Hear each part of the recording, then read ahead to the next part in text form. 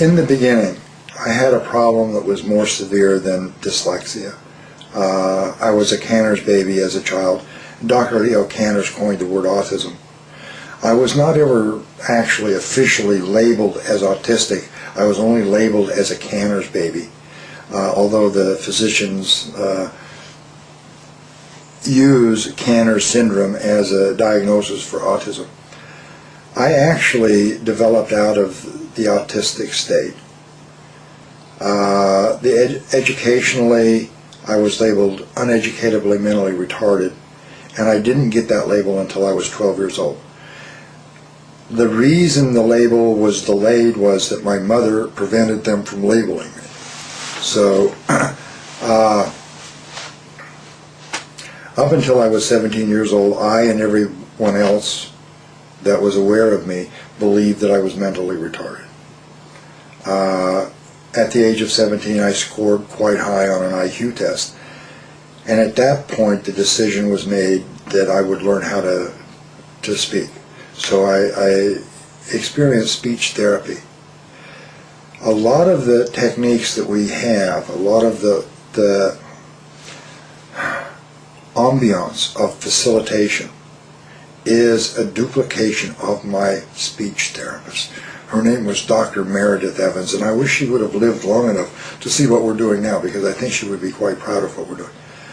I learned how to talk when I was 17 in sentences. I couldn't learn how to read.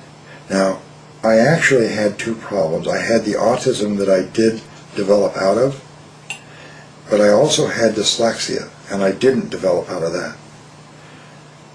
I was given wrong information. I was told that the reason I couldn't learn how to read and write was that I had brain damage, and I accepted that.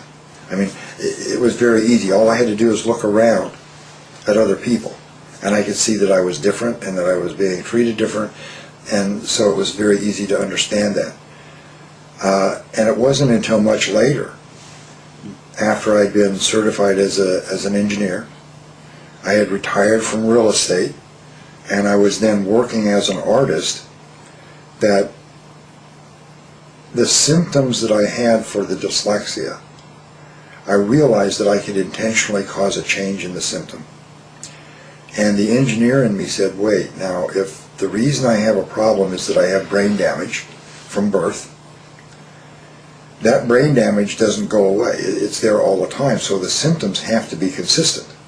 And what I realized was that I was deliberately changing the characteristic, or changing the symptom. And what that indicated to me was that the problem isn't a structural problem, that the problem had to be a functional problem. And if that's the case, then I'm either doing something that causes the problem, or I'm failing to do something that causes the problem. And in realizing that, then it's personal. And now I have a challenge to figure out what I'm doing that makes it happen, or what I'm not doing to make it happen. And with that challenge is when I became a researcher into dyslexia. And once I started looking inside of myself for an answer, it didn't take long for me to find an answer. About 36 hours of looking. And what I discovered was, at the time we called it comfort zone. Now we realize that it was a rudimentary form of a reorientation. And in an oriented state, the words didn't move, and the words were all the same size, and there were spaces between the letters, and there was punctuation marks there. And when everything was stable and large, and I didn't have to figure out where one word ended and the next one began, I could actually read. And the day I made that discovery, I actually read a whole book in one day. And I had never really read a whole book in my whole life up until then, much less doing it in a day. I mean, it was beyond my ability to imagine that I could do something like that, and I did it. So, and I made the mistake of thinking I had cured myself of dyslexia, only to find out later that all I had done was found a piece to a puzzle.